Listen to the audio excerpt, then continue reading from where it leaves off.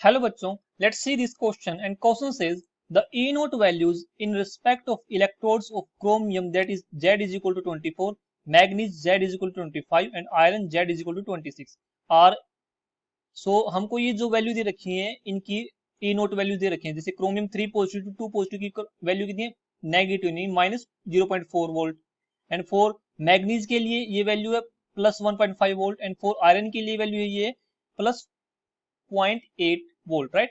So on the basis of above information, compare this feasibility of their further oxidation of their plus 2 oxidation state. So हमको ये बताना है कि इनमें से कौन सी जो ऑक्सीडेशन स्टेट है मतलब कि कौन सा जो आयंस है जो प्लस 2 ऑक्सीडेशन स्टेट से आराम से किस में निकल जाएगा ये प्लस 3 में कन्वर्ट हो सकता है. सो की कॉन्सेप्ट इसमें क्या रहेगा? The key concept in this question will be the reduction e notes reduction potential value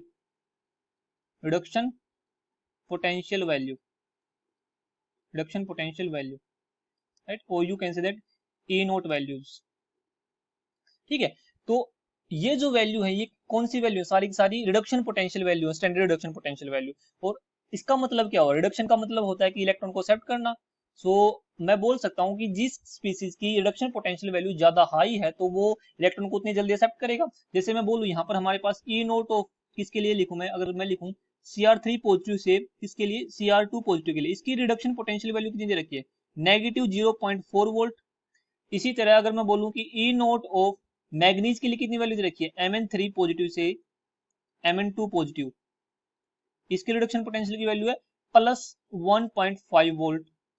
और इसी तरह अगर मैं बोलूं कि जो Fe3 पॉजिटिव है Fe3 पॉजिटिव से Fe2 पॉजिटिव की जो रिडक्शन पोटेंशियल वैल्यू कितनी दे रखी है? Plus 0.8 volt. तो इसका मतलब हमको यहाँ से क्या पता चला? देखो यहाँ से हमको ये पता चला कि क्रोमियम जब क्रोमियम 3 पॉजिटिव क्रोमियम 2 पॉजिटिव में कन्वर्ट हो रहा होगा यानी कि क्रोमियम 3 पॉजिटिव जब किस में कन्वर्ट होगा तो क्रोमियम 2 पॉजिटिव में कन्वर्ट होगा तो उसकी रिडक्शन पोटेंशियल वैल्यू नेगेटिव और नेगेटिव वैल्यू ये इंडिकेट करती है कि ये इसमें कन्वर्ट होना नहीं चाहता.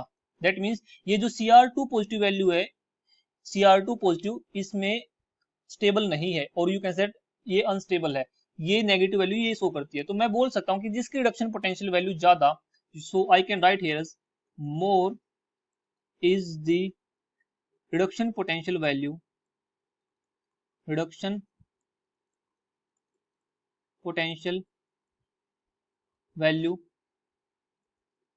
मोर विल बी इट्स रिडक्शन. उसका रिडक्शन उतना ही ज्यादा होगा. ठीक है, तो अब रिडक्शन का मतलब क्या होता है? रिडक्शन का मतलब होता है गेन ऑफ इलेक्ट्रॉन. रिडक्शन का तो मतलब यही होगा ना. तो इसमें आसानी से इलेक्ट्रॉन कौन गेन करेगा? जो जिसका रिडक्शन पोटेंशियल की वैल्यू ज्यादा है. यानी कि हमको बोल सकते हैं कि जो हमारा ये मैग्नीज है ये आसानी से इलेक्ट्रॉन को गेन कर लेगा. तो मैं बोल सकता हूँ कि जो stability of plus 2 oxygen state है स्टेबिलिटी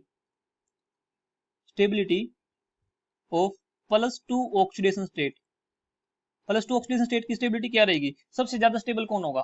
सबसे ज्यादा स्टेबल तो यही होगा ना क्योंकि ये मैग्नीज वाला. ठीक है, और सबसे कम स्टेबल कौन होगा? क्रोमियम होगा.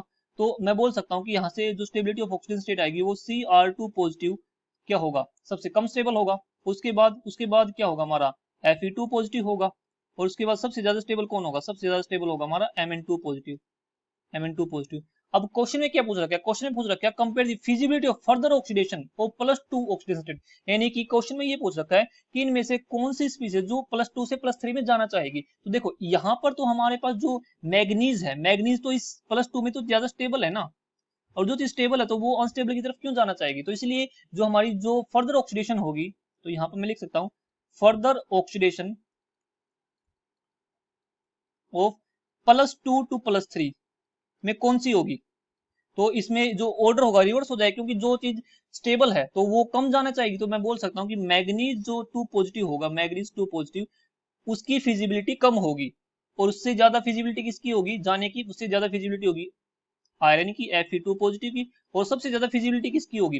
मैं बोल सकता हूँ Cr2 पॉजिटिव क्योंकि ये क्या है? ये कम स्टेबल है. ये क्या है? कम स्टेबल है और इसलिए जल्दी रिएक्शन करेगा. और ये किसमें कन्वर्ट होना चाहेगा? ये किसमें कन्वर्ट होना चाहेगा? ये कन्वर्ट होना चाहेगा Cr3 पॉजिटिव में. ठीक है, तो इस तरह हम बोल सकते हैं कि chromium 2 positive will have a more feasibility to converting the plus from plus 2 oxidation state to plus 3 oxidation state, right? So I hope this understood it very well. Thank you. All the best.